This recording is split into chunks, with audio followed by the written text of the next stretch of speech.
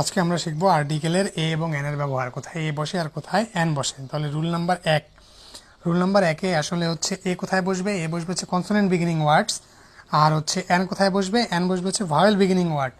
বিষয়টা কীরকম, যেমন দেখেন যে হচ্ছে ডাস্টার, তারপরে ড্যাশ ল্যাপটপ, ড্যাশ স্টিক।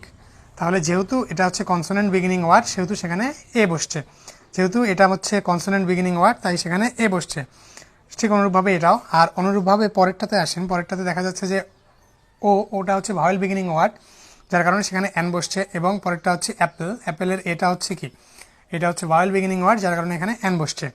এবার আসেন রুলস 2, 2 নম্বর রুলে, ওয়ান দ্বারা কোনো বাক্য শুরু হলে তার পূর্বে এ লিখতে হবে। ওয়ান দ্বারা কোনো বাক্য শুরু হলে তার পূর্বে কি লিখতে হয়, এ লিখতে হয়। যেমন দেখেন ড্যাশ ওয়ান আইড ম্যান, তার মানে হচ্ছে কি এ ওয়ান আইড ম্যান। তারপরে হচ্ছে ওয়ান সাইডেড ম্যাচ, তার মানে হবে এ ওয়ান সাইডেড ম্যাচ।